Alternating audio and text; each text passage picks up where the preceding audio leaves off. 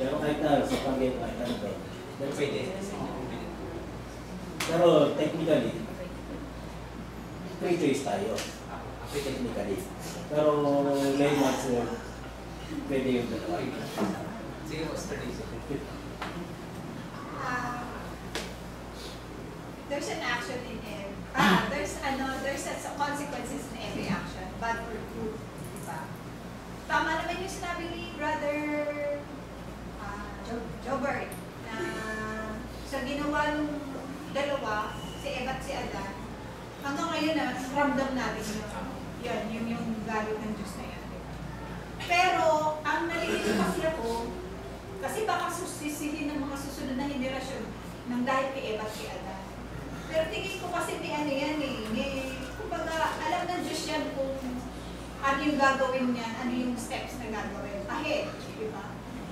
Ang tanong lang, meron kasi verse, di ba, na meron kasalanan hindi na mamana. Ako, nasa isikin ko yun. Bakit ito namana natin lahat? Ano po ito? Hindi pa natin namana yung kasalanan.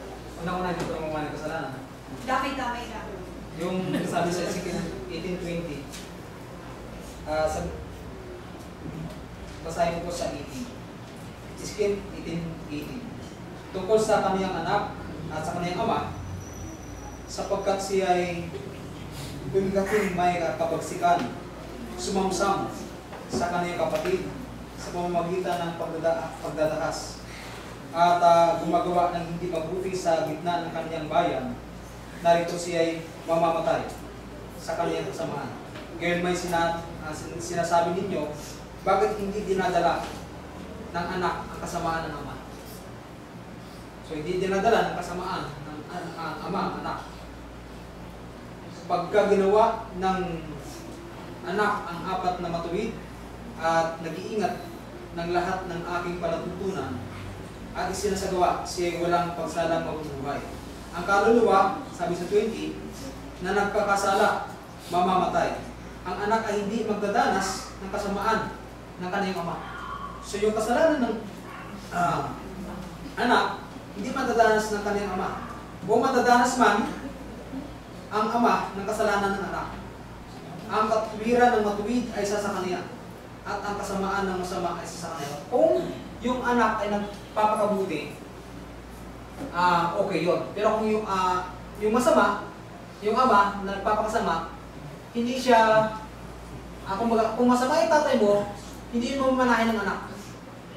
Yun po yung sinasabi ng talata dito sa 20, na ang kaluluwa ng nagkakasala, mamamatay. Kung nagkakasala yung mamamatay yun.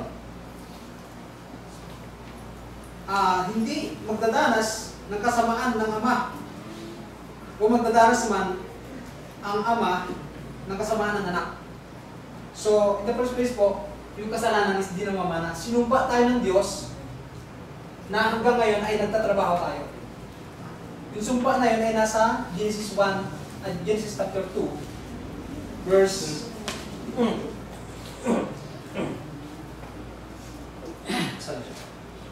chapter 3, verse 17. So, sumpa sa atin to. Hindi natin minana yung kasalanan nila. Apo, sinumpa tayo ng Diyos dahil hindi sinunod ni Eva yung sinasabi na huwag, yung simpleng huwag, ito, na huwag kang kakain yung kasi si Satanas ang nag-ano po sa kanila, nag-tukso. Na sabi dito, sinabi ng babae sa ahas, sa bunga ng mga punong kahoy, sa halaman ay makakakain kami. Tatapat sa bunga ng punong kahoy na nasa gitna ng halaman ay sinabi ng Diyos, huwag kayo kakain niyo. Huwag niyo hihipuin. Baka kayo mamamatay. Sabi ng dahil nga, yung common sa tao na gusto niya yung umangat, ang gusto ng tao na makita sa kanya yung mataas siya. So, ang sabi ng ahas dito, magiging kapantay niyo ang Diyos pag kinain ito. Sinabi ng babae, tunay na hindi kayo mamamatay.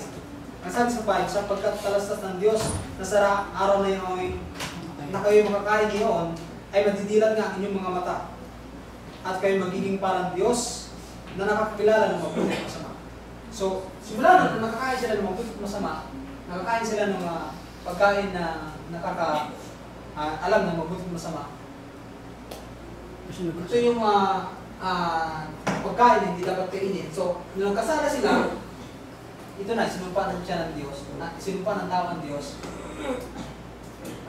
Sinumpa ng Diyos ang tao. Bro, may dalawang talatala para sumasagot ko natin yan sa yung ano. Yung sa Saklat na Roma, Kapitulo 5, talatang 12. Kaya kung paano na sa pamamagitan ng isang tao ay pumasok ng kasalanan, ito na sila batadal, sa salimutan at ang kamatayan sa pamamagitan ng kasalanan, at sa galating ang kamatayan ay naranasan lahat ng mga tao sapagkat ang lahat ay nagkasala. So natin. So nagkasala tayo. Hindi kagaya ng kasalanan na ginawa ni Eva. Sa katunayan, meron kong kalimbawa, itong si Enoch, bago sa dapat ng Genesis Kapitulo 5, talatang 20, Masuri. So makikita natin si Enoch, hindi nakaranas ng kamatayan sapagkat siya kinuha ng Diyos. So yung sample na hindi minamana yung kasalanan. Sapagkat siya ay kasalanan. Oo, sir. Hindi ko talaga siya minamana. Sinumpa ng Diyos. Kaya hanggang ngayon ay... So, yung sumpa, minamana natin yung sumpa sapagkat tayo nagkakasala. Hindi ko ba yung yung sa mga bata?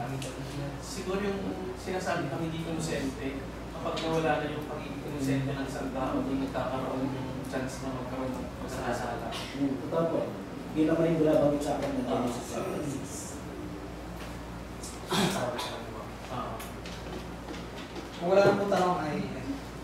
Brad, ibig sabihin dahil tayo ating kinabis lang, katulad sa Catholic, di ba? Pagkadasal natin yung kaluluwa ng namatay. Pero hindi na natin maliligtas yun eh. Dahil hindi mo kaya iligtas ang kaluluwa ko at kaluluwa mo. Kapag patay na. Kapag patay na. Kaya habang buhay pa. Kaya habang buhay pa, yun Aralan natin. kaya yung kasalanan ko, kasalanan mo sa iba.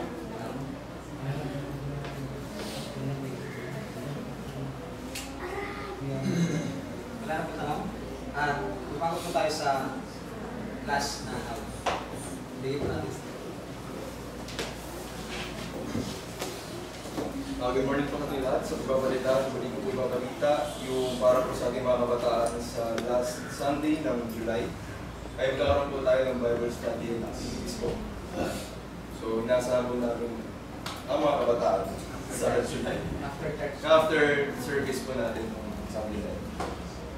So wala na po ibabalita. Patuloy na po tayo sa last song po natin.